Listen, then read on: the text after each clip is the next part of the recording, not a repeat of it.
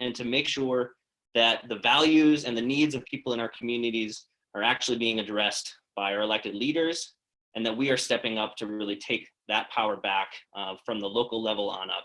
So really excited to be with y'all today.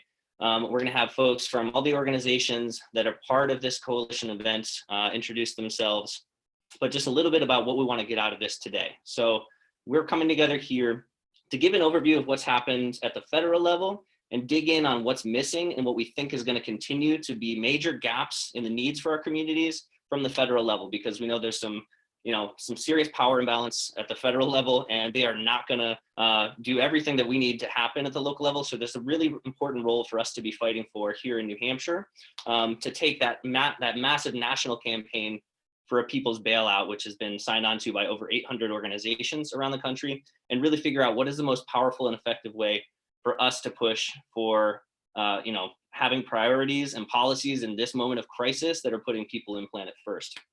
So there have been some initial relief packages passed, but workers on the front lines of this crisis urgently need health and economic protections that they're still not getting. There are nurses without masks. There are people who are required to have masks who are not being provided them. And millions of people are going without paychecks right now. And we know that what we've seen so far from the federal level is drastically inadequate. Here in New Hampshire, we've had over 80 people already die. As of as of a few days ago, the last count, and over 2,500 people infected from COVID-19. And we know that because of the rate of testing has remained low, that it's a much bigger picture than that. And we're really 29th right now out of 50 states in terms of number of tests given. So we know that this is a huge issue, and there's so much we need to do here in New Hampshire. And also this pain and this crisis is not impacting people in a proportionate way. Economically speaking, we have over 140,000 people in New Hampshire who have applied for unemployment over the last 2 months. There's a lot of businesses right now who are struggling to stay afloat and who are in jeopardy of folding. And on the political level, New Hampshire is really struggling to respond to this crisis in an adequate way and to protect our democracy, protect our economy, and protect our people. We've seen some positive steps from the governor, but we've also seen a rejection of legislative oversight of the $1.2 billion in federal aid that have come in, the lack of confirming a council that will oversee the funds, a council that would be inclusive and that would bring in people from marginalized communities.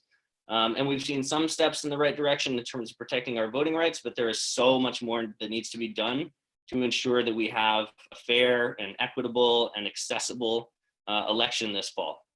So I wanted to lay out a bit of what we're up against here on the national level and at the state level. I'm going to pass it to my friend and colleague Viola from Granite State Organizing Project to introduce herself and the organization and talk a bit more about the ways in which this crisis has been impacting folks in a disproportionate way here in New Hampshire. And Annie, if you could unmute Viola, that would be great. There we go. My name is Viola Katsime, and I'm staff with the Granite State Organizing Project. I'm so glad to be joining this conversation today because people and communities that I work with have been excluded from economic relief at a time when we should be coming together and lifting every Granite State with no exceptions. So the Granite State Organizing Project is a grassroots, nonpartisan organization that is bringing people of faith and people of conscience together to address social and economic injustices in the community. We center voices of those that are most impacted in everything that we do. And some of our work includes addressing education equity, safe and affordable housing, raising the minimum wage and workers' rights, immigration and refugee rights. And we also focus on voter education and engagement in communities of color, low-income communities. So if any one of you has seen the demographic data regarding COVID-19 and its impacts in New Hampshire, it's alarming to see the number of people of color that have been impacted by this crisis. We are seeing similar patterns across the country, but just remember that New Hampshire is 90% white and 10% people of color. This is according to the recent 2018 US Census data.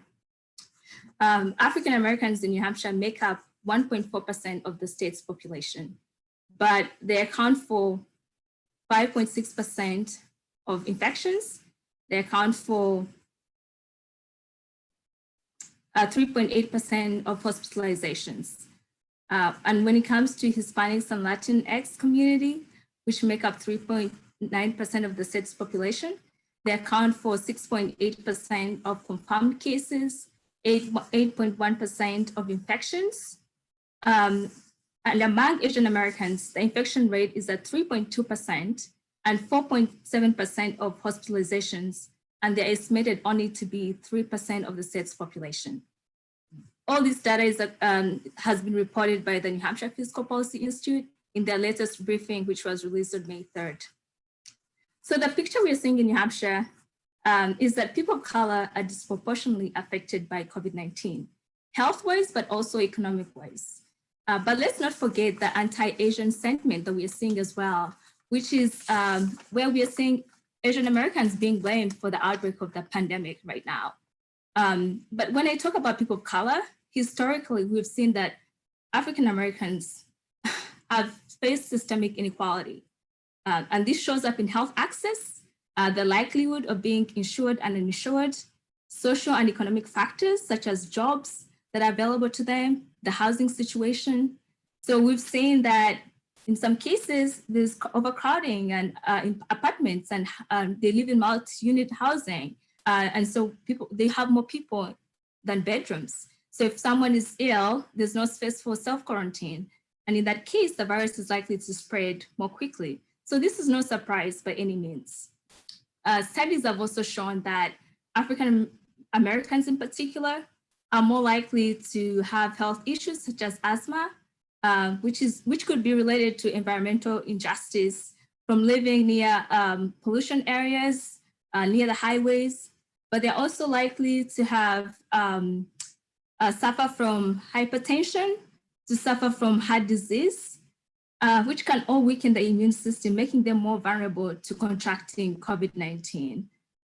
And when you couple this with the lack of affordable and quality healthcare and the fear of ramping up bills from testing and treatment, this really makes the health outcomes even much worse. So what the pandemic has done is that it has exposed deep-seated systemic inequalities in health outcomes. And this is no surprise by any means. So I think we'll just hear from other groups that have been part of this discussion to kind of introduce yourselves. Yeah, thank you so much, Viola, for laying that out. It's, you know, again, not surprising because we know that since systemic inequality and systemic racism are always playing out in our society, but it is distressing, and there's so much work that we need to do to push back against that, to overturn that. So next, we're going to have Kurt Smith from Unitarian Universalist Action of New Hampshire join to speak about his work with UU Action and about what the organization is doing in New Hampshire. So welcome, Kurt. Let me make sure we get you unmuted here. Kurt, I think you should be good.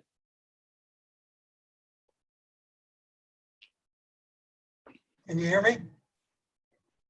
Yep. Okay, good evening. So I'm Kurt Smith, the president of Unitarian Universalist Action, New Hampshire. And as Unitarian Universalists, we affirm and promote 7 principles, which include the inherent worth and dignity of every person, justice, equity, and compassion in human relations, the goal of world community with peace, liberty, and justice for all, and respect for the interdependent web of all existence. These principles and our living tradition of shared ministry call us to action. I myself have 5 grandchildren, and I don't want them to live in a world of cages and carbon, but in a world of clean beauty and justice. UU Action New Hampshire doesn't believe people should be in jail whose only crime is being poor, or whose only crime is having come to the US to escape violence and persecution in their native countries. So we've created the Bail and Bond Fund. So far, we have raised some $41,000 to bond out 11 immigrants and 8 people held in jail for as little as $100. And so as an organization, we're extremely proud to sponsor this New Hampshire People's Bailout. I look forward to hearing from the rest of you. Thank you very much. Good night. Thank you so much, Kurt. Josie from New Hampshire Youth Movement.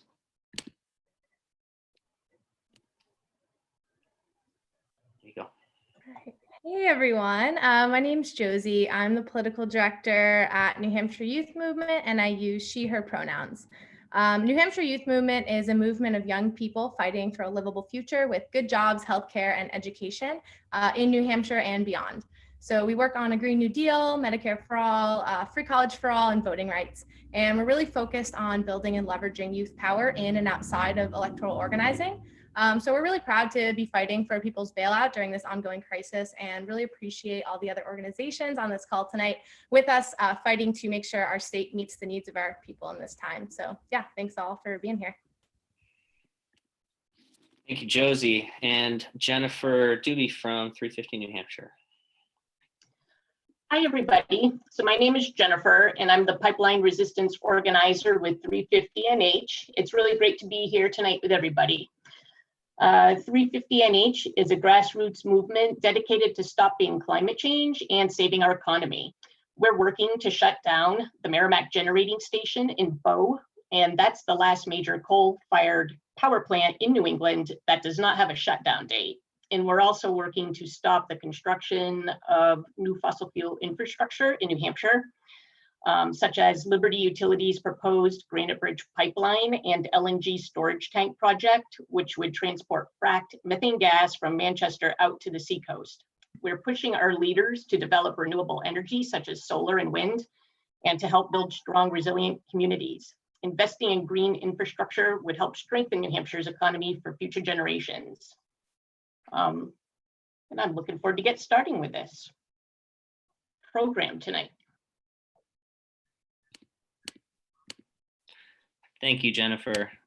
So, yeah, I mean, I think we all know on this call that many people in New Hampshire have already stepped up in super important ways. People are people have each other's backs, right? There has been serious mutual aid efforts in every region of the state. People are making masks. People are stepping up to protect each other, to look out for each other. And that is super important in this moment.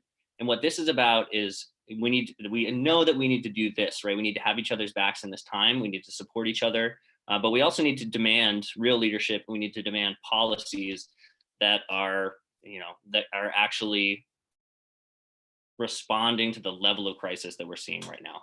This health crisis, this economic crisis that is disproportionately impacting people that are already the most vulnerable in our state. So this is about today, like, how do we call on our governor, on our elected officials to step up and respond to these needs in a way that that is not just half measures, because that is, we need serious investment. We need serious, bold action in this moment. So we're going to dive into those pieces, what the demands are. Real quick, for anyone who's newer on Zoom, there will be a chance for a little bit of polling. So you'll see something come up on your screen and you can respond on that directly. Also, there will be moments when we just want to get feedback from folks. And so people can type in the chat, which if you look on your right side of your screen, there should be a chat there, which you could minimize or you can expand again.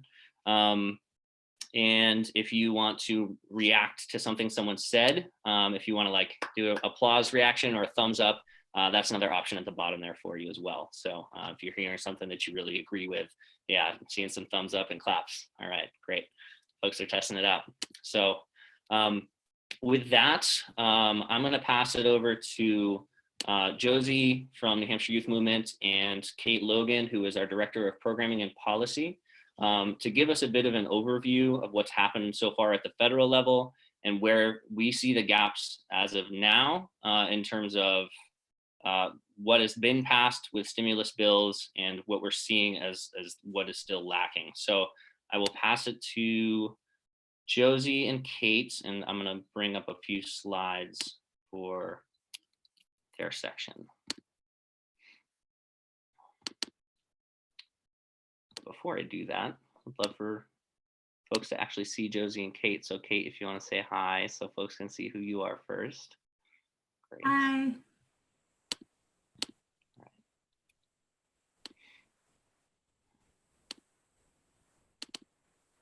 Okay, apparently I think we have to unmute one at a time.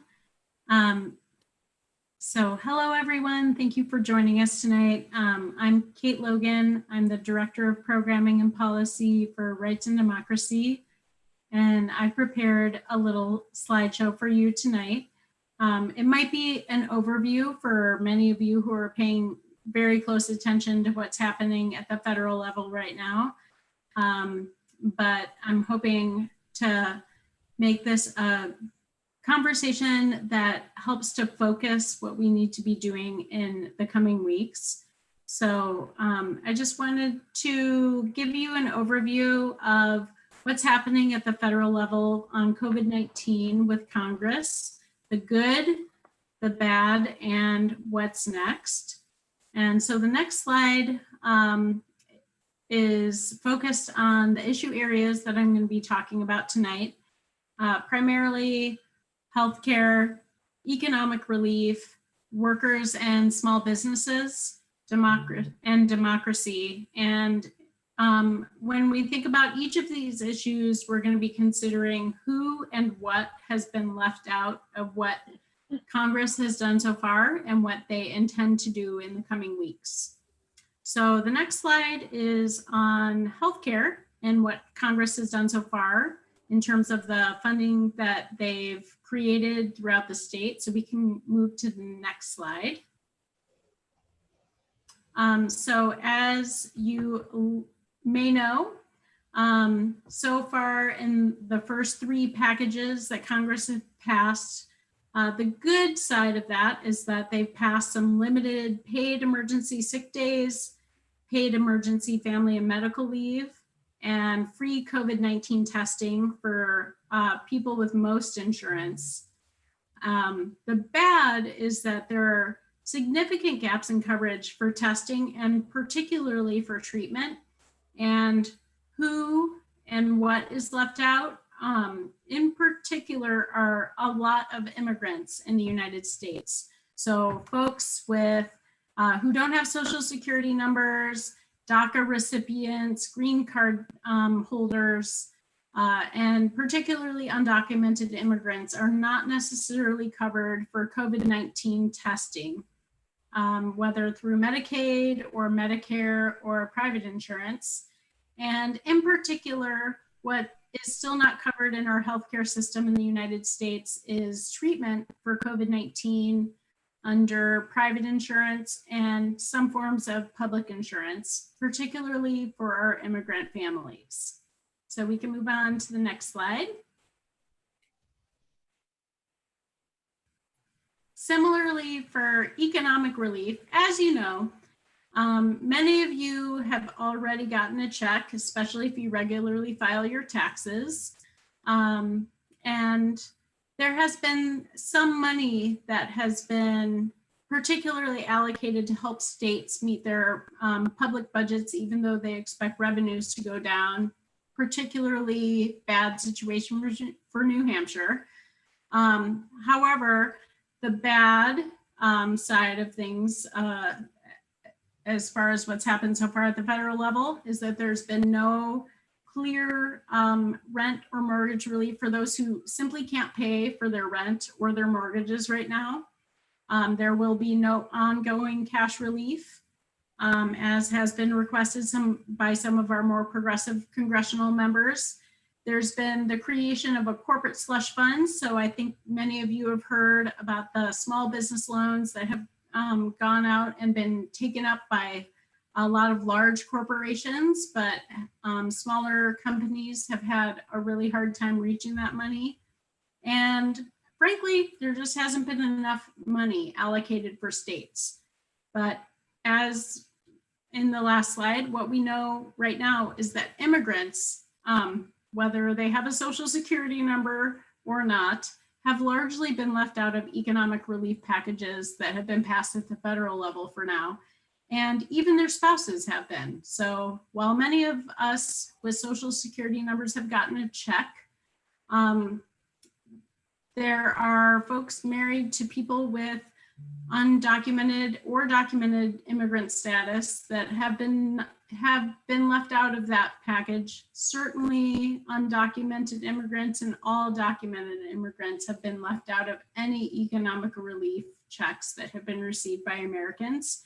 In addition, college students, because of tax code requirements, have been left out of receiving stimulus checks and have largely been carved out of unemployment insurance as well. And furthermore, no big action has been taken to ensure that folks who simply can't afford their housing right now can continue to be assured that once this pandemic is over, that they won't be evicted or foreclosed upon in their own housing.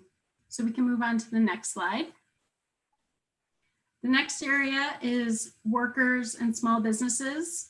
The good, of course, as you know, hopefully, is that there has been emergency unemployment measures passed and grants for small businesses. However, as we also likely know, there's not been enough money to keep folks on payroll allocated to small business owners who would like to maintain their staffing after the coronavirus epidemic is over. Similarly, because of ancient and underfunded unemployment insurance systems going back decades, we know that folks are having a hard time accessing unemployment insurance system filing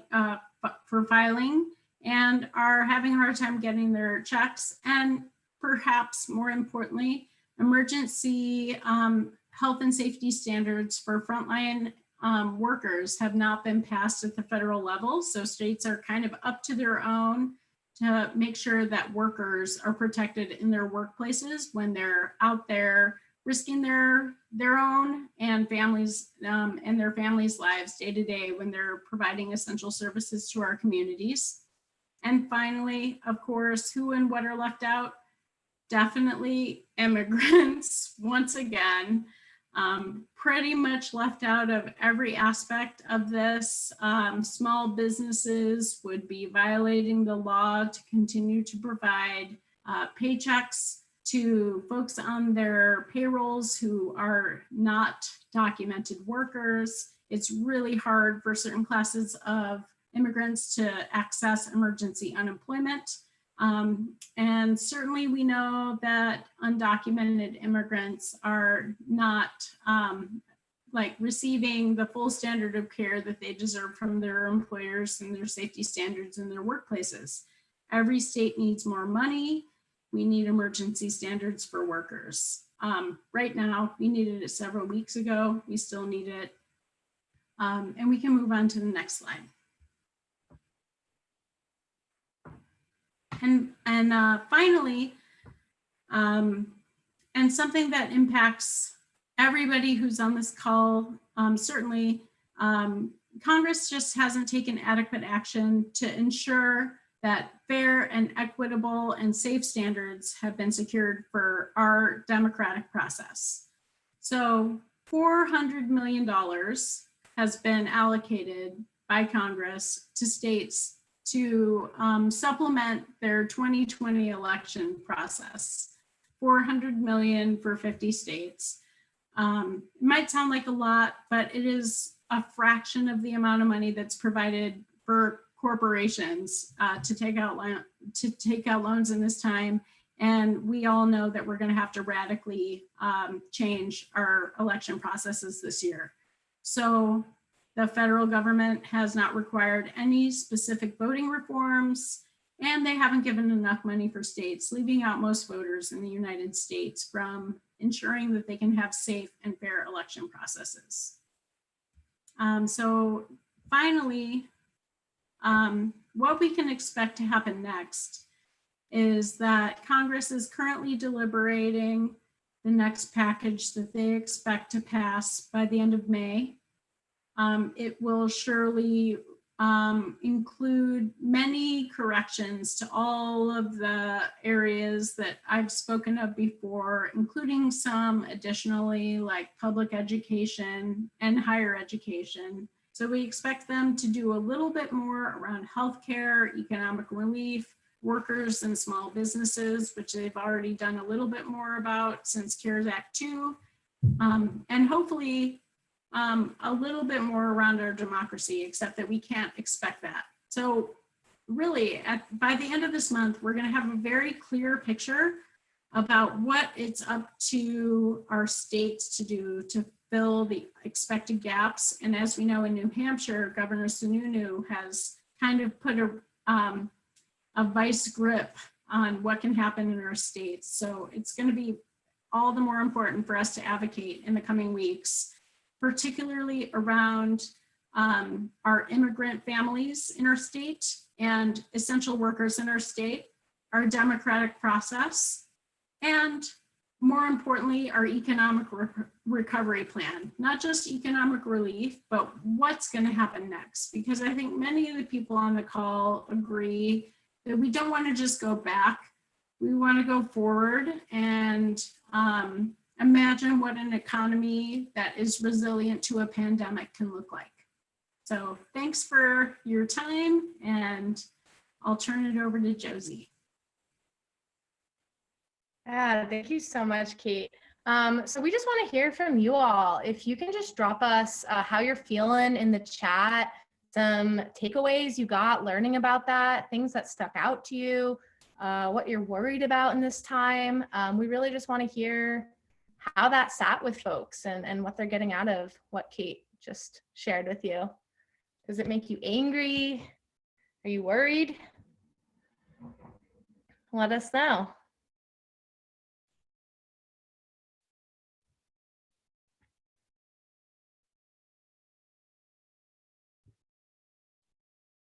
Cool, Melissa's worried. Thank you for sharing. Yeah, how do we organize and fight? A lot of our tools and tactics aren't really applicable right now. Where's Sununu? What's he gonna do with all the money? I think a lot of people share that. So angry at the treatment of immigrants and incarcerated people during this crisis. More angry than usual, that is, definitely, Quincy. Yeah, I think that was a huge gap that we saw time and time again. Cool, thank you all so much for sharing, and feel free to keep sharing how you're feeling throughout. Awesome, I'm gonna turn it back to Isaac. Thank you, Kate, and thank you, Josie. So we have kind of taken that frame of a people's bailout, right, which needs to be part of our national fight and needs to be part of what we're fighting for locally. And that there's a lot that covers. So I'm going to pass it to Tristan Husby, who's the director of Unitarian Universalist Action and a faith and labor leader from Nashua, who is going to walk us through a little bit of what the kind of key principles are of the people's bailout. And so I'm going to pass it to Tristan, and I'll bring up a slide as well in a second, but take it away, Tristan. Hello. As Isaac said, my name is Tristan Husby. I'm the director of Unitarian Universalist Action, New Hampshire. And one of the reasons I am proud to be a Unitarian Universalist is that our entire denominations, our countrywide denomination, signed on to these 5 principles of a just response to the COVID-19 crisis, which I'm going to review with all of you, which you should see on your screen now, maybe. It'll be 1 second. It'll be just 1 second, but just go ahead. There. Sure. So I'll start by simply saying out loud the first principle, and hopefully you'll see it up on the screen soon, which is that health is the top priority for all people with no exceptions. And actually, I'm going to backtrack a little bit and say that a sort of unstated principle guiding all 5 of these principles is that we want to prioritize Black, Indigenous, undocumented people, as well as low-income communities who have been hurt first and foremost by this pandemic. As was mentioned earlier, this disease has done a lot to expose problems that were in place in our society already. And as the first principle of this just response to the pandemic states, in order to be good stewards, to be good citizens, to be of both the US and the world, we need to make health a top priority for all people, not just the people who tend to get the most media attention. Second principle is to provide economic relief directly to the people. And we see a great example of how we don't want that to work in one of the federal government's first responses. Third principle is we want to rescue workers and communities, not corporate executives. Number 4, we want to make a down payment on a regenerative economy while preventing future crises. And number 5, we want to protect our democratic process while protecting each other. And what I'm going to do with you all now is I'm going to elaborate a bit on each of these 5 principles. And then after I'm done talking, we will hear some stories from leaders in New Hampshire about how the issues behind each of these principles is playing out. So can we go to the next slide, please?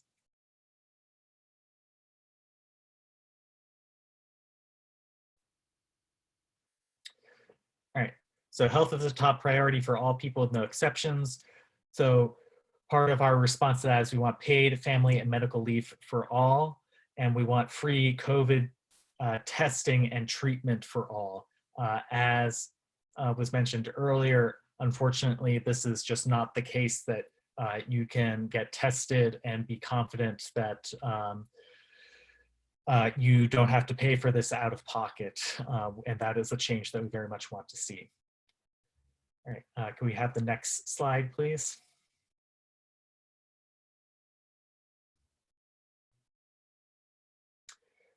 Second principle, provide economic relief directly to the people. And this takes 2 forms, what the economic relief should look like. First, housing. So we want a suspension of rents and mortgages as a way to acknowledge the fact that it is not reasonable to assume that people can pay their rents and mortgages if they are not allowed to work. And then second, we want to include undocumented people in all assistance, including rental assistance, treatment, and basic needs. And a corollary to this is that no healthcare facility should ask for proof of citizenship. Next slide, please. All right, our third principle, rescue workers and communities, not corporate executives. So part of this just transition for us requires the establishment of a $15 an hour minimum wage and mandatory hazard pay for essential workers, as well as a larger plan to fix our broken public education funding system, something we in New Hampshire are unfortunately very well acquainted with, as well as support for our schools for the long haul, not just for the short-term future of this pandemic. Next slide, please. And the fourth principle, we want to make a down payment on a regenerative economy while preventing future crises. This principle is a bit abstract, so you might not have known what it meant. What we mean by that is that we want a New Hampshire Green New Deal. So that is, we want investments in infrastructure that that allow us to transition to a green economy, one where we are not dependent on fossil fuels and instead can rely on renewable energy sources. And we have some ideas on how we can do that for New Hampshire by the year 2030. Next slide, please.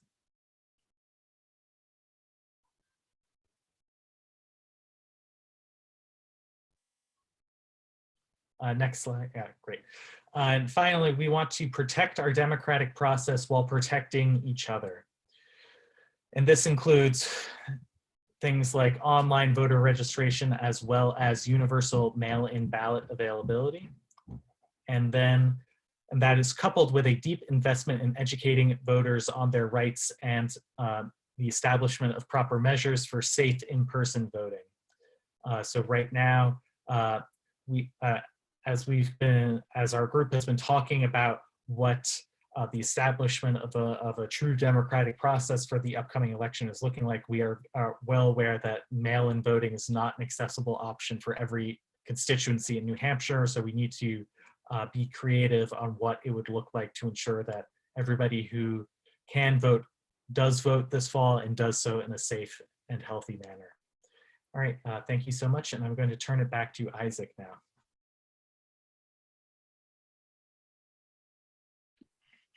Thank you so much, Tristan. So, you know, there are so many things that our state needs to be doing and that we need to be fighting for in this moment, right? So it's actually a lot of work to just figure out, how do we focus? Like, what are the most important things for us to fight for right now? What are the most effective steps that our state can be taking, and that we need to put the pressure on them to move forward with, right? So I just want to get a reaction from folks, like from those kind of key principles and those demands that we just lifted up. Like, what resonated with you the most?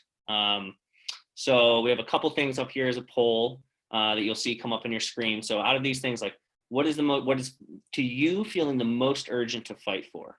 So just take a second and we'd love to hear your feedback there.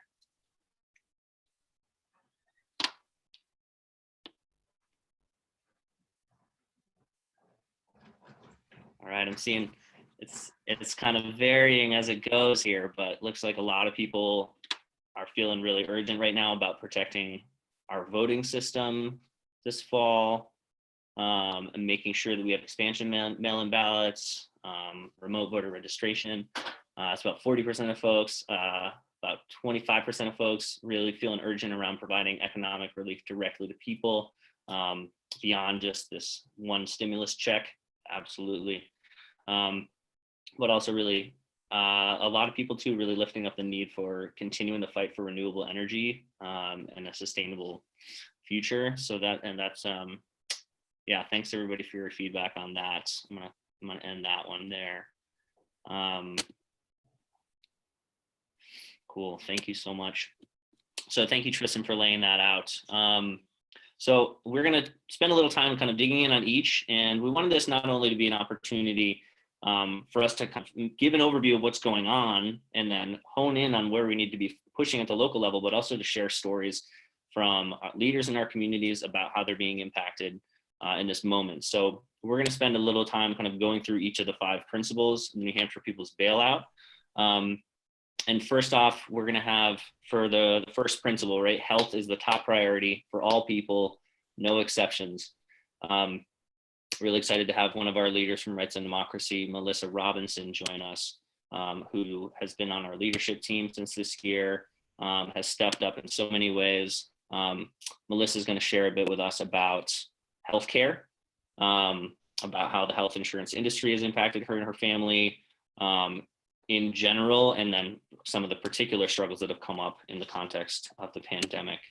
So Melissa, I think you are unmuted. Thanks, Can you test Isaac. that out there? All right. Thank you. Hi, everyone. Thank you for the opportunity to share my story with you. My name is Melissa Robinson, pronouns she, her, hers, and I'm from Manchester, New Hampshire. I am on the leadership committee for RAD because my father always taught me to help those in need. And so I do everything in my power that I may. And I may not have much, but I try to help make the country work for everyone and not just the people at the top. And as everyone's probably noticed, the coronavirus has brought to light the grim state of America's healthcare system. But that system has been broken for a very long time. Back in the summer of 2008, I started to lose control of my hands and my arms. They would just unplug and I would drop whatever I was holding. At the time, I was working full-time at a gas station, which did not offer health insurance to their hourly employees. I was forced to get my health care at a sliding scale fee office in Maine, even though I was a New Hampshire resident. The doctors and nurses there did their best, but because of my lack of insurance, they refused to send me for any kind of costly tests. The doctor said that I likely had fibromyalgia, and they started treating me accordingly. Then, one evening in November of that year, I woke up and got ready for my overnight shift.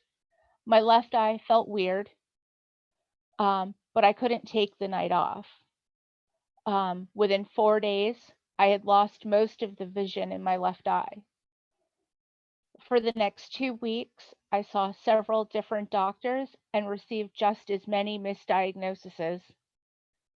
A local optometrist heard about my case and decided to take me in as a patient free of charge.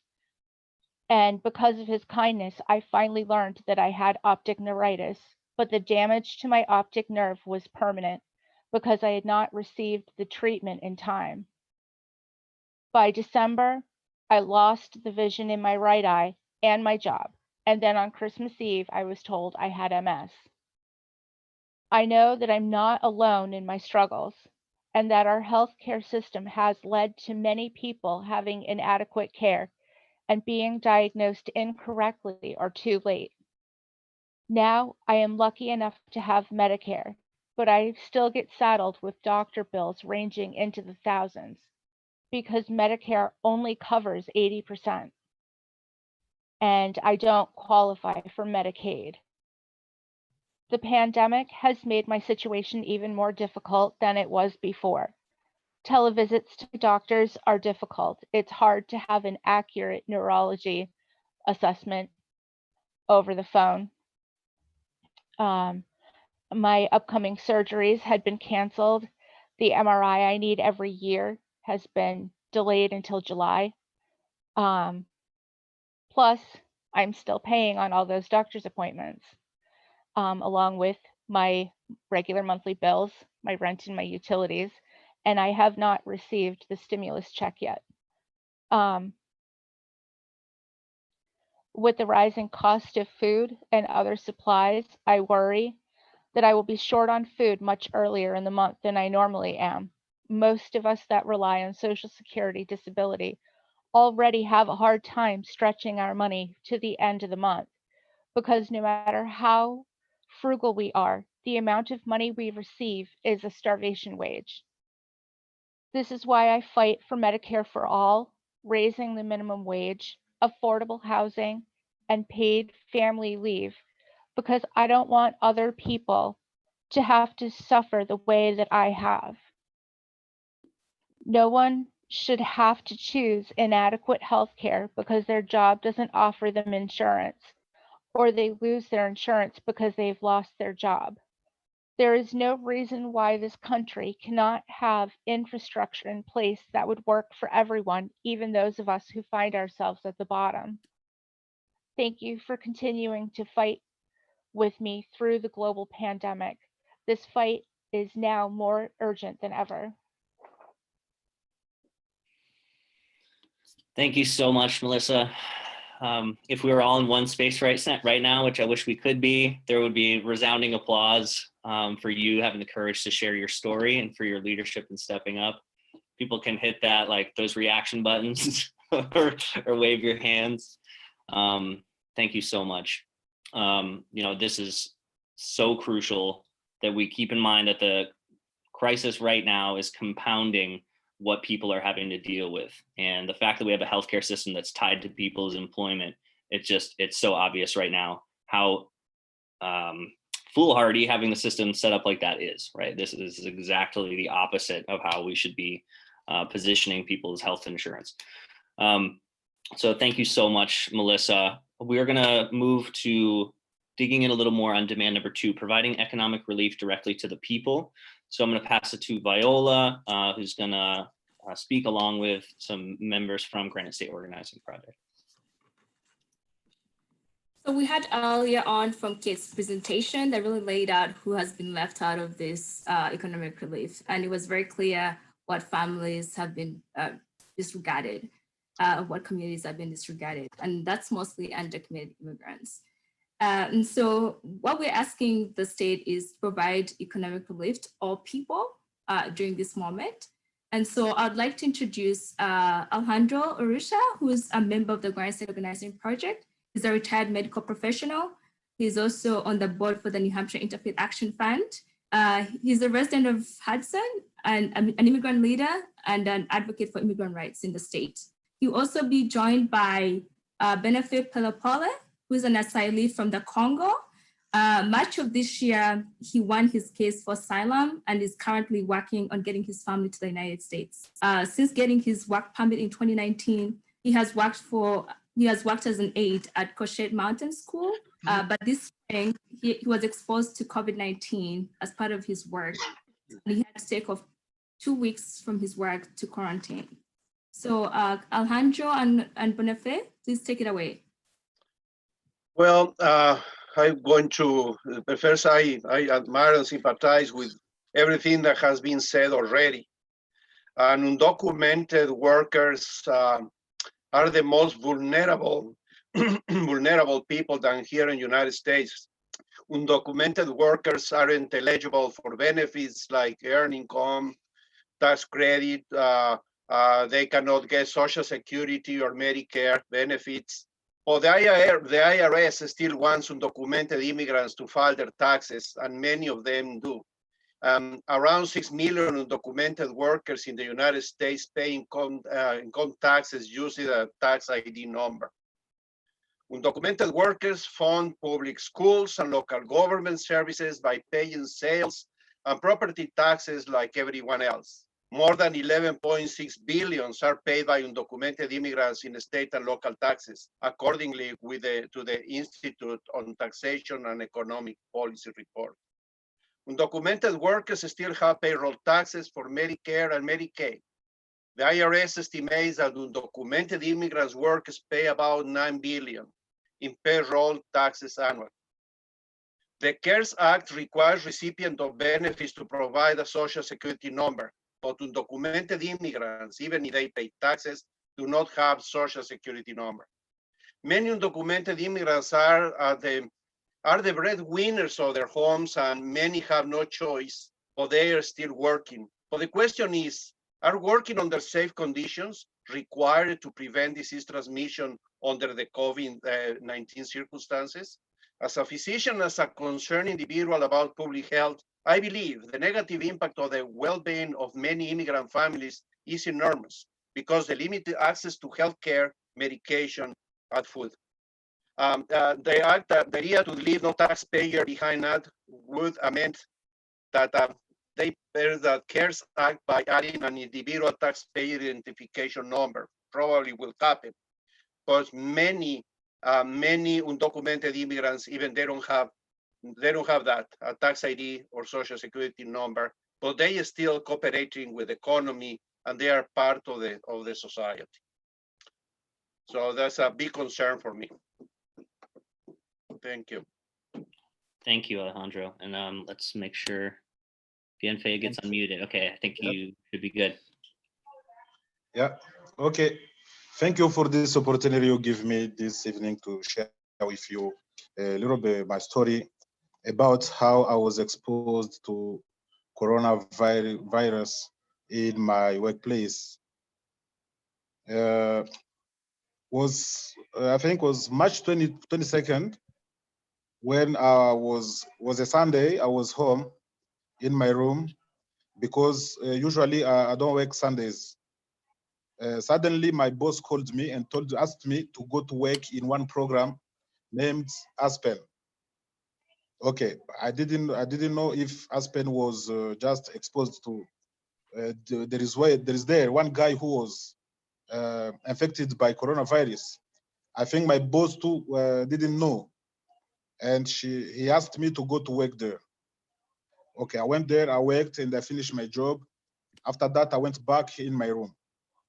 On Monday, I was back in my program, and after 5 days, I saw my boss come to my program and asked me to stop to work because I was not allowed to continue to work in the program, he told me that I was exposed to coronavirus at Aspen. That's why he asked me to go to my room, and I was quarantined for 14 days. But it was very, very tough for me. I went back in my room. I was there praying only. After 2 days, one of my colleagues called me and told me that the client who was infected by coronavirus passed away. Wow, I was worried. I was afraid about my life, but I know that I haven't anything to do else, and only pray God, that's only God could help me. I was very, very, very scared, and I thought that my life was going to the end. Fortunately, after 14 days, I was good, and they asked me to come back on my program. And now, 4 weeks ago, I started to work. Yeah, that's a little bit my story. Yeah, for 14 days of. Thank you for sharing, and we're all so glad that you're healthy and that you're safe. And just thank you for being with us today and for sharing. So Viola, if there's anything you'd want to say to wrap that piece up, and then Viola is also going to help us step into the next demand, along with leader from Granite State Organizing Project, Ann Grossi, to talk about the need to rescue workers and communities, not corporate executives. Yes. So Says, Viola, I think you're on mute. everyone on the call that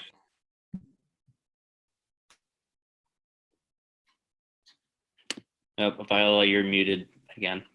I think you're good now. No. Okay. All I can say is urge everyone on this call today to let your members of Congress know that undocumented immigrants are contributing to our economy, and they should be included in the benefits that are being distributed right now. And so with that, I think I would like to invite Ann Grossi to kind of share with us some of the issues with essential workers and what we're seeing. Thanks, Viola. My name is Ann Grossi. I'm a board member for the Granite State Organizing Project, and I'm a board member for Unitarian Universalist Action in New Hampshire. So we know money has come in to the states. We know the federal government is giving away money, but where is the money going and who's it going to? It's not going to the essential workers. And who are those essential workers? They're healthcare, police, firefighters, EMS, retail, food service, supermarket staff, and other service jobs. And we know that just this week, police, firefighters, and EMS were approved for a $300 stipend, I think weekly. But what about the other frontline or essential workers? Many workers who have been employed in certainly some social assistance jobs and retail, food service, supermarkets, and other service jobs were earning wages lower than statewide averages before COVID-19 hit us. These workers make up 44% of the employment in New Hampshire. And just to remind you, if they're on minimum wage, it's $7.25 an hour. Many of these Granite Staters with low wages have already endured years of decline or limited growth in their purchasing power. Those workers most likely have limited savings. And since they were already working to make ends meet before the virus, they are the workers and families who are most in crisis now. These are the people whose hours may have been cut totally, cut back, or they absolutely have to work to survive. They can't work remotely. And these are the workers that need economic rescue and assistance.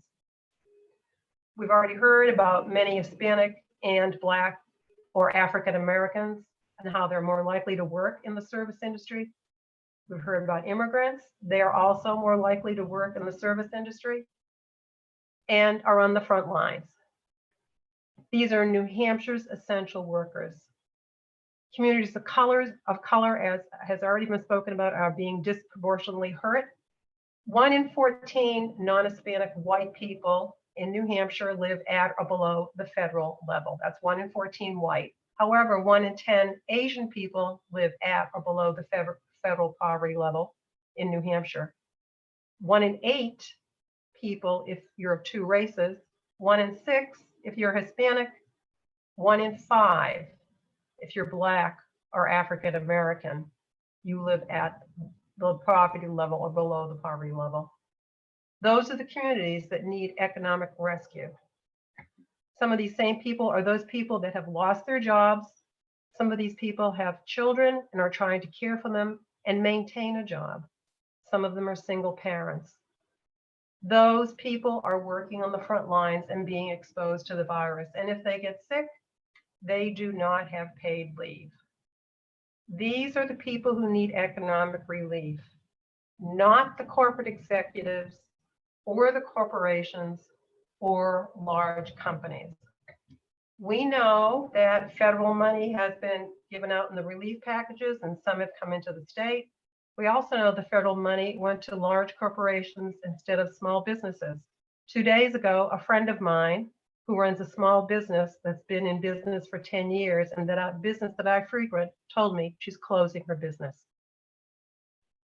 Millions of dollars in federal money have gone to large factory farms with multiple investors who don't even work on the farm, whereas small family farms have received money, but not millions and not enough to survive to those family farms. Federal money has also gone to large coal corporations during this time and to the airline industry, and I could go on. So where's the federal money that New Hampshire has received? Where's it going? And if we get more money, where's that going to go to? New Hampshire's workers and communities should be rescued with this money. Again, not the corporate executives, not the investors, the large businesses, and not the corporations. And we need state policies to address minimum wage and paid leave. And those things should be put in place to rescue our workers in our communities. Viola?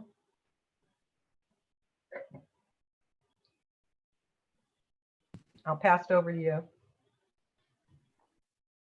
Yeah, so what I can add on what just Anne shared is that we've been hearing about essential workers, how valuable they are. We've always known that they were visible before the pandemic. We've known that. We've been fighting for raising the minimum wage and benefits and paid medical leave. So this is nothing new to us.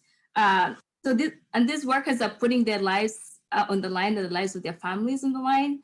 As we shelter in place, they are really critical to flattening the curve. And some of the essential workers I've spoken with from retail stores like Walmart are telling me that they did not get an increase in their hourly rates. Instead, what Walmart did was give these workers a $300 bonus check, a one-time bonus check. And we know that right now that Walmart's stock has gone through the roof. It's, they're making a lot of money. But what have they decided to do for these workers? Nothing. Just give them a $300 check and send them out there to, to work every single day and put their lives on the line. And so one of the workers that I spoke with said this to me, and I quote, "We are essential workers. We are the ones working in the grocery stores, feeding people. They should at least remember us and help us," end of quote. These were some of her words. And we're also hearing about workers in Manchester who are working in hospitals. They haven't been tested, and worse still, they have to ask for protective gear to make sure that they do their job and stay alive. So not only are these workers dealing with the health challenges and stress of contracting COVID, but they're also dealing with economic challenges. We know that, like Anne shared earlier before the pandemic, that they were paid low wages, yet the cost of living, housing, for instance, is very high.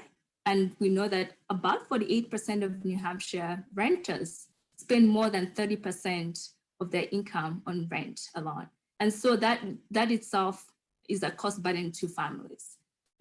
So like I mentioned earlier, I think we need to continue pushing and the governor and pushing the state legislature to make sure that we're not just calling them essential workers right now, but we're actually providing them, compensating them fairly with fair compensation pay, but also with protective gear and paid medical leave. So with that, I will turn it over to Isaac. Thank you, Viola, and thank you, Anne. So we're going to go through two other of our key principles and key demands here. So next, we're going to hear from Jennifer Doobie and Elaine Gatchell of 350 New Hampshire to talk about how we need to push for and fight for making a down payment on a regenerative economy and preventing future crises, namely the climate crisis. So Jennifer and Elaine. Thank you, Isaac. Yeah, we know that the climate crisis is happening right now and that it's having a significant impact upon the New Hampshire seacoast and on our local farmers as well. The climate crisis is affecting everyone that lives here in the Granite State. Toxic air pollution caused by burning fossil fuels causes respiratory illnesses and other conditions that make people more vulnerable to COVID-19. Decades of the fossil fuel industry placing polluting facilities in communities of color has left those frontline communities especially vulnerable. And new studies are showing that COVID-19 travels on particles of air pollution, further exacerbating the crises that we're in. We can't allow an industry that is a direct threat to public health to be bailed out when in fact they should be held accountable and pay for the damages that they have caused. Our elected officials have known for over 40 years that there's a problem, but nothing's been done. We need our politicians to stand up right now and fight for people, not polluters. So that means opposing any efforts at all to bail out the fossil fuel industry and working harder to get money to people in need. That means advocating for a stimulus that creates good jobs, directing investments to working families facing the most economic insecurity, and tackling the climate crisis threatening our health and economy. All this can be done with public investments to rebuild our crumbling infrastructure and investing in workforce development. In New Hampshire, this can look like putting people back to work by training them to install solar panels and wind turbines, weatherize homes, replace lead pipes, and build and repair public housing. It could look like funding programs and grants for farmers, starting or expanding regenerative agriculture operations that help to reverse climate change by sequestering carbon at a greater depth. It looks like giving families the resources needed to retrofit their homes to solar or to trade in their gas guzzler for a hybrid or electric vehicle, which would reduce emissions and air pollutants. These kind of initiatives will help to prevent future crises such as the ones we're facing today. So now I'd like to introduce Elaine Gatchell, a resident of Epping, which is a town located on the proposed Granite Bridge pipeline route where Liberty Utilities would site the LNG storage tank, which would hold 2 billion cubic feet of liquid natural gas. So Elaine, you're up. Oh, okay. Good evening, everyone, and thank you so much for inviting me to share one person's ongoing journey fighting fossil fuels in New Hampshire. My husband and I were driving on 101 toward Exeter and saw all this construction on the side of the road. And, I said, what's going on here? They look like they're drilling for, water, oil, or whatever. And my husband said, those are test pits. And I believe that they're probably doing it for the pipeline. And I said, natural gas pipeline, like in Lawrence and Andover, where it all blew up, and in Brooklyn, New York, and in so many places throughout the United States. And sure enough, it was Unitil coming in. We hadn't heard a word about it, and here it was coming into Epping to as far as 125, Route 125, and it was stopping there. And they were already working on it, and really, I didn't know a thing about it, and I've lived in Epping for 52 years. And I feel most people didn't know it was coming. So we looked into it more and found out, tried to find out why we as the people in a town and a community can't do something about this. I mean, who let these people in? And so that we found out that we have no rights at all. Obviously the common people just aren't smart enough to figure out what should be going through their community. And they left it all up to a committee appointed at the state level, the PUC, Public Utilities Committee. And these are the people that will determine what goes through your community and mine.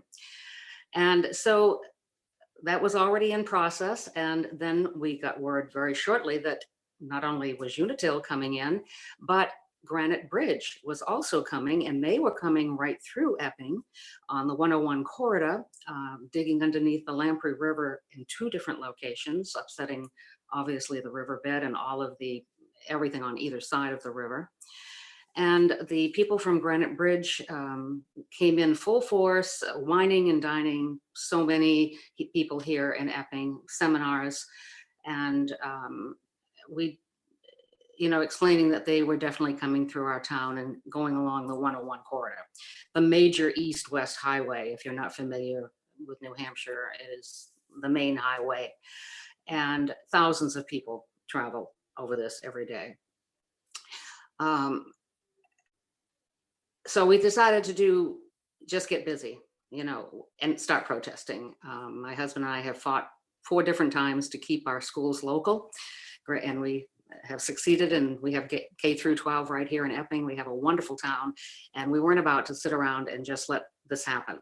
So protest coming up with a lot of wonderful people here formed the Citizens for Epping to take an active role in whatever we can do to stop this fossil fuel coming through. We built a large float, a very large float, and put it in the Memorial Day parade last year. Led us to the editor, lawn signs everywhere. Jen and I, thank heavens for Jen here at 350 New Hampshire. She and I went to the State House and testified before the Governor's Council. And I felt that they just really hadn't heard from common people at all. And unbelievably, as it happened, we had to step over construction to get to testify. They were putting in natural gas pipeline right around the capital of Concord. It was like, oh my Lord, does this ever end? But so we testified. We also protested at the Granite Bridge headquarters, which was right across the street at a different time. We put a warrant article in, even though we knew that it didn't hold any weight. It would not be binding to anyone, but we did want to get a feel and let the people know what was coming, what could be coming, unless we vehemently, and even if we vehemently were fighting, it could very conceivably still come because we were not in charge. We got a wonderful vote on that. As I say, it wasn't binding, of course, but it was overwhelmingly a majority that the people did not want this pipeline coming through our community. We campaigned hard at the same time for Bernie Sanders, who took it upon himself. I believe one of the few, if not the only candidate that wanted to fight fossil fuels.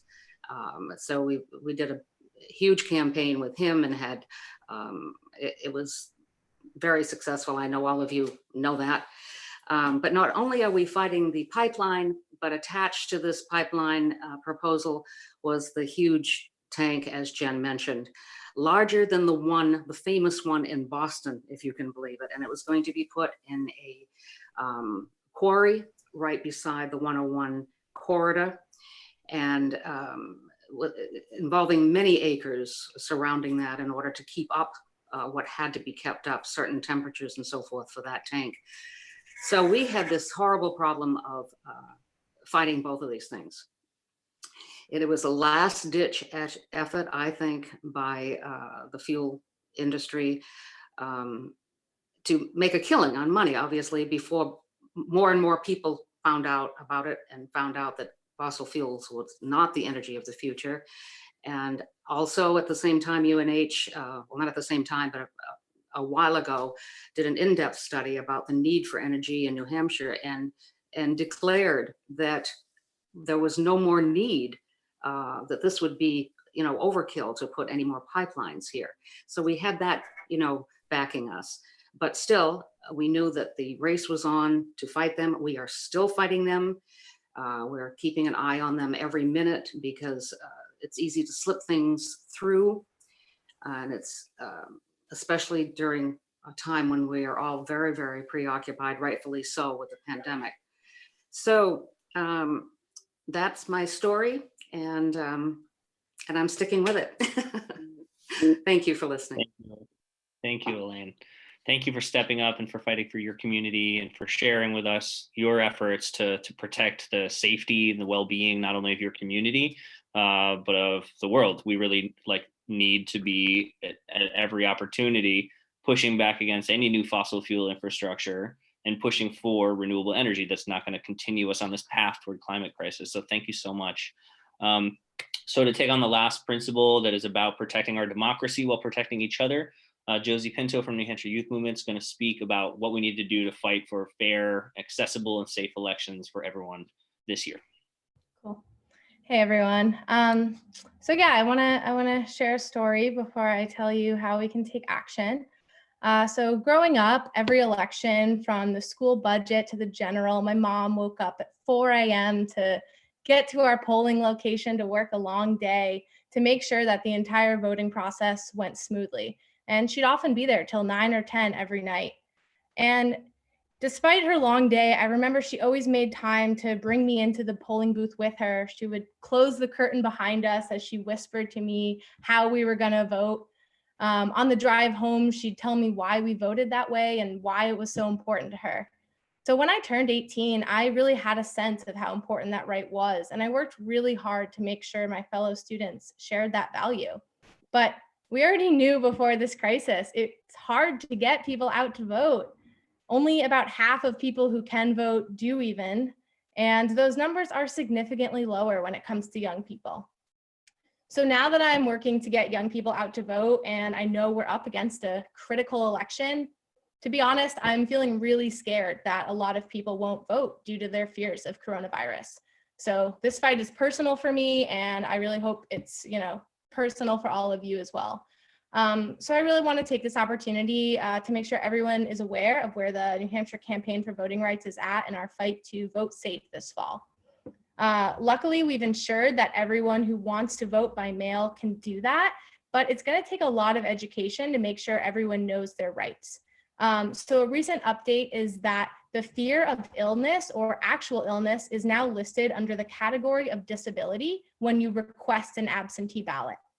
So you're going to have to request it at least 2 weeks in advance, and we're going to have to make sure we spread the word and let people know that they can file under disability, because it might not be common sense to a lot of people that that's their right.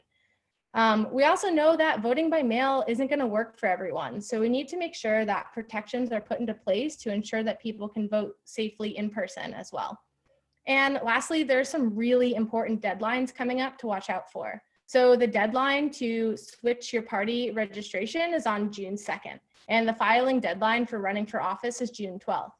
Traditionally, these are both things that are done in person, but as of right now, the Secretary of State has not released guidance on how these remote processes can happen.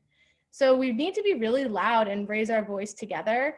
I'm going to drop the link to a petition for you all to sign right now for us to deliver to the Secretary of State's office, demanding a very swift process for these things to happen remotely.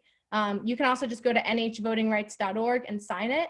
So I'm just going to drop that link right now. Please take a second to fill it out after this. And yeah, thank you all so much. Looking forward to voting safely with you all. Thank you, Josie. Thank you so much.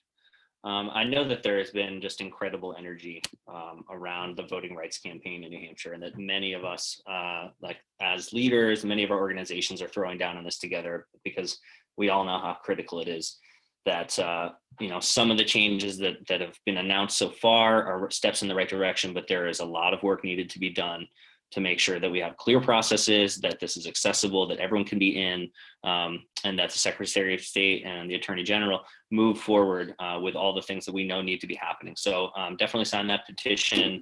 Not sure if folks are going to actually be able to copy any links from that are there, but we will definitely follow up with an email that has a link to that petition. So thank you so much, Josie. So next, we're going to hear from some of our champions from the State House. It's been a tough moment for the legislature right now, which is out of session at the moment, and there's been so much for them to have to figure out. But I think it's important that we be hearing from them, and that we be in this conversation with some of our legislative champions. So I'm really excited to introduce Rennie Cushing, and someone who has been a champion who I've kind of first heard of as a champion on eliminating the death penalty, which we were so excited was passed, and then the veto was overridden last year. It's an amazing victory that was decades in the making. But really has been a champion as well on many, many issues. Another thing that comes to mind is fighting for better mental health services in the state. I mean, there's just, the list could go on. So Rennie, we'd love to hear from you a bit about, any reactions you'd want to share to what's been laid out here, the stories, the demands, and also just what you think, what should be the role right now for New Hampshire's legislators who are not currently in session to be fighting on the front lines with people's movements, like everybody here on this call. Well, thanks, Isaac. I will just note that it's my first time I sat in this chair this morning was just before 8 a.m. to sit down on my first Zoom call, and I feel like I've been sitting in it all day, which says a lot about where we are right now. And I also want to acknowledge, in addition to Sam, and I think her helper, that Mark King and Andrew and Amanda Bolden and Julie Radhakrishnan are also legislators who are on this call. It's good to see them. Just kind of step back. I was asking myself right after Governor Sununu declared a state of emergency, how do we advocate for justice in a pandemic, and how do we resist injustice when public assemblies and much of the traditional things that we're used to doing to manifest ourselves create a public health hazard. And it's a bit of a challenge. And I'm also reflecting upon the fact that we were struggling against a lot of injustices before the pandemic put things on hold. And I have a fear, first of all, that many of the gains that we were making are going to be lost at this moment. I kind of want to respond to Josie because my first memory of elections when I was 18 is I wasn't allowed to vote. But when I was 16, I was involved in a youth movement in New Hampshire that pressed the legislature to change the voting age from 21 to 18. And it's one of my seminal political events. So the right for the franchise has always been part of what I've cared deeply about. But I think the areas that you talked about are all very important, but we can't lose sight of the fact that we don't want to get back to normal if normal means that we live in a place where not everyone has access to healthcare, where mental health care is in a crisis, where people with severe mental illness are criminalized. I'm particularly in my position as the Criminal Justice Committee. I've been monitoring and responding to concerns about people who are really marginalized, those who are institutionalized in our prisons, in our jails, in our state, in our mental hospitals. I'm really concerned about what I see as almost an epidemic in the midst of the pandemic, at least anecdotally, of domestic violence. People I know that are working in shelters that are working with domestic violence victims are kind of feeling this explosion. I was on a phone call this morning where we were talking about the crisis in education, which wasn't on this list of 5 concerns. I think we really need to deal with education also as part of a people's recovery, but that also relates to abuse and neglect. I think the crisis that we faced in substance use disorder and addiction has not gone away. If anything, I can't help but think that the one area where revenues are strong right now in our state that's coming in are in tobacco and alcohol sales, like every other place across the board.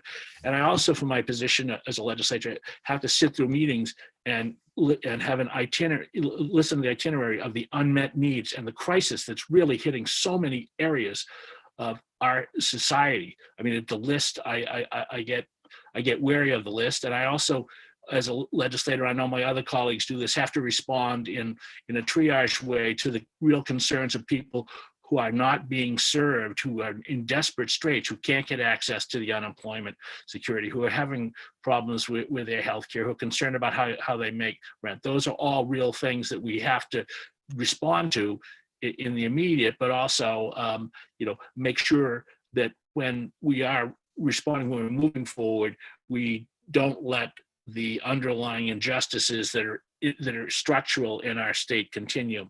There was a question earlier that asked about the lawsuit, and I have to say, one thing that differentiates this pandemic from the pandemic of 1918, which is the last time we dealt with this, is that at the federal level and at the state level, we've seen this concentration of power. I mean, Trump is Trump, but Sununu has used the law that was put in place 20 years ago to allow for a declaration of emergency to take all power unto himself. And I'm very, very concerned about that. There was the lawsuit that people may, are aware that was referenced, was filed that asserted the right of the legislature through its Speaker of the House and its Senate President to exercise its authority as one of the co-equal branches of government in overseeing the power of the purse. For some reason, the judge, the Superior Court judge, ruled against that, said that the Speaker of the House and the Senate President lacked standing because there was no official order of those bodies, which flies in the face of two centuries of practice in the past. That last Friday there was a motion for rehearing or reconsideration that was filed before the court that will see what happens. I actually think that it should be upheld. But what's really, I think, what's unnerving is the way that the law is structured. The governor has the ability, has been given the authority to basically say that to do whatever he wants in order to respond to the emergency, to protect the people of the state of New Hampshire. All he has to do is sign the piece of paper that renew the declaration every 21 days, and he's in place. So what he has done, for instance, is he has taken control of the $1.25 billion, first of all, in federal aid that's coming in. He has taken that unto himself. Granted, he's appointed a couple of advisory committees, but he makes all the decisions about where the money will go. For instance, it was his decision that there would be a premium given out to some of the first responders, but it was a limited who the first responders were that got that. It was not done in an equitable way. He's also taken, made decisions to within the existing pots of money that the state has, that he doesn't have to pay attention to where they were allocated with the budget, that he can just move it along anywhere that he wants. And he has asserted that he does not have to respond to what is the statutory requirements that are in the law, that the legislative oversight through the fiscal committee. I'm very concerned about the long-term implications of this, and concerned about him under Power Acts doing away with things like our hard-won workers' right, undermining the ability to work, to act collectively, to bargain, all of our health and safety regulations that exist in the state. And the whole questions related to and access to it. I don't mean to be an alarmist, but I just want to say, quite frankly, we're in a very challenging time, and it's understandable in a pandemic that people are trying to be responsible. They're trying to practice things that that make sense. We're trying to follow the science so that it doesn't. Who's going to benefit from this? I remember my grandfather told me to remember one time that in the barnyard, the hogs closest off get the best slops. And I think if you know anything about who the hogs are that are closest to the trough in Concord, tend to be the business community, tend to be with those who have power and access to the governor. And that's a big challenge for us to try to resist it, see how this could be like the worst example of crony capitalism we've seen in a long while. Oops. Thank you so much, Randy. I want to make sure we have time for our other guest legislators. Thank you. And I'm sure lots of folks like have further questions, and if you have questions for Rennie, post them in the chat. Public official, so contact info. Follow up. Thank you so much, Rennie. So Sam Fox from Bow, legislator, has I think just been really made some amazing posts on social media just about being a mother of a young child as a state legislator and bringing a really important perspective there. Sam, let's hear from you about your reaction to these principles and what you think is most important for us to lift up and push. Just be quiet for a minute. Yeah, thank you so much for having awesome me. Thank you everyone who's participated. I got what? Hello? No, you're good. Go ahead. Can you hear me okay? Okay. You're good.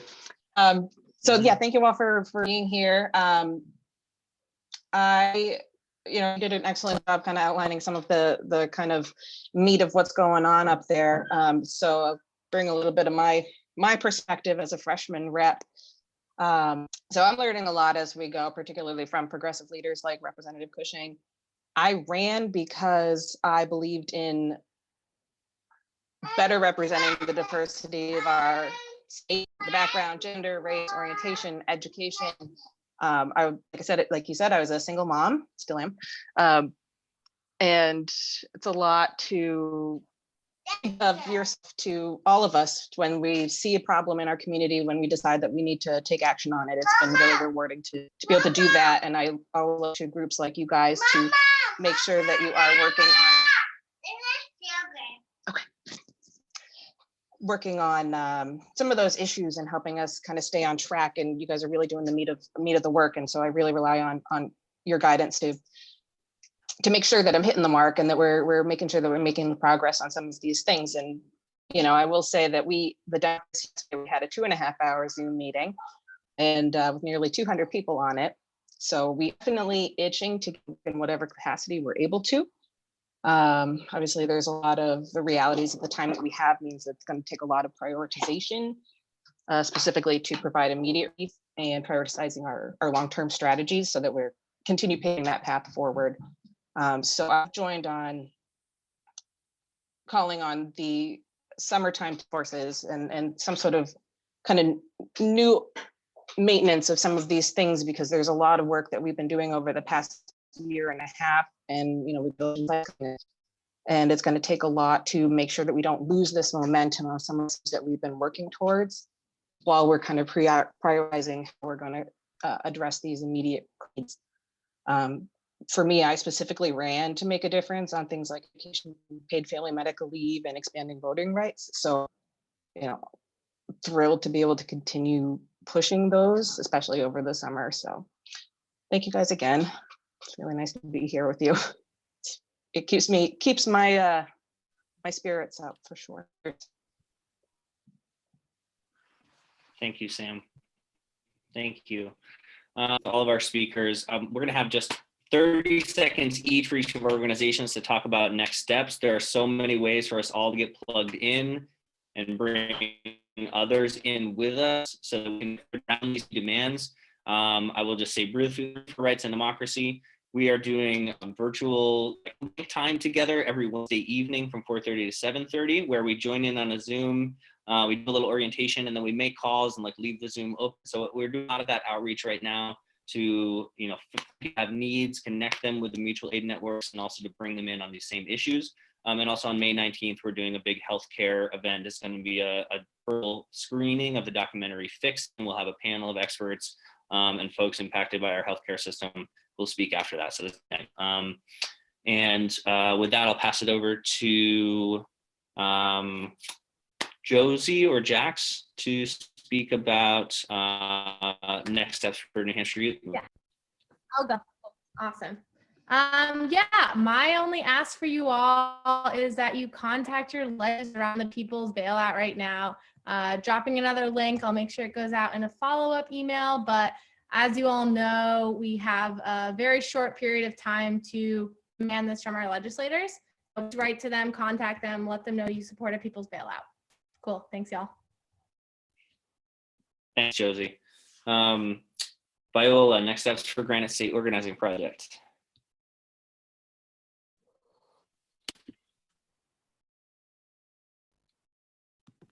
Yes, if you agree that the moratoriums on evictions and foreclosures and people need help with rent assistance from the state, please go on our website and sign the petition for Housing Jubilee. I'll also put a link in the chat. The other piece is if you can assist any of the families that we spoke about today, especially those that have been left out, immigrant families, a donation page that we've set up, so you can anything that you have, or you can share that with your family and friends. So thank you. Thank you, Viola. Jennifer, 350, next steps.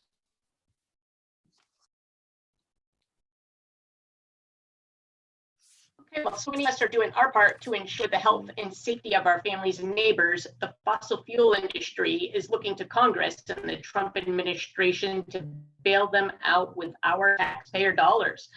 We need to let our senators know that the people want people's bailout, not a bailout for the fossil fuel industry. So please join us in urging our senators to oppose stimulus packages and include bailouts for fossil fuel companies. So please go to bit.ly no fossil fuel bail to sign our online petition, and I will drop that in the chat. Thank you. Thank you, Jennifer. And Tristan, next steps for Unitarian Universalist Action. So Unitarian Universalist Action New Hampshire has our annual meeting this Saturday from 10 a.m. to noon. So you're welcome to join us for that. And I'm also going to put a link in the chat to the New Hampshire Bail and Bond Fund that Kurt mentioned at the beginning of the call. So if you want to send a few bucks to that to help make sure that no one stays in jail, either because they're an immigrant and they can't afford bond, or because they're at the Valley Street jail and they can't afford to negotiate it. Thank you.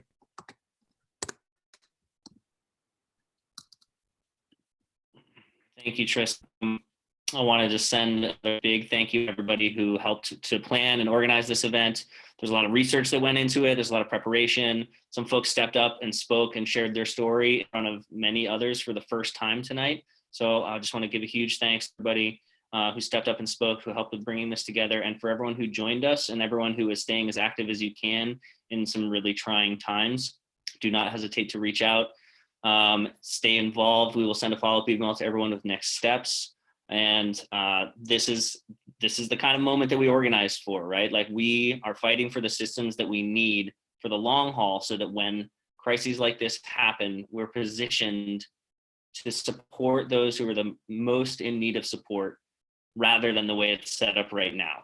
But those who need it least are getting the most, and where the people who have been marginalized for centuries are being left behind, who are dying at more alarming rates, and who are struggling in a way that is completely unnecessary. We can do better as a state, we can do better as a country, and we're going to get there because of the dedication and the passion and the work of the people around this call. So thank you all so much for being a part of this with us. Really excited to connect and move forward together with you all. Have a good night, everyone.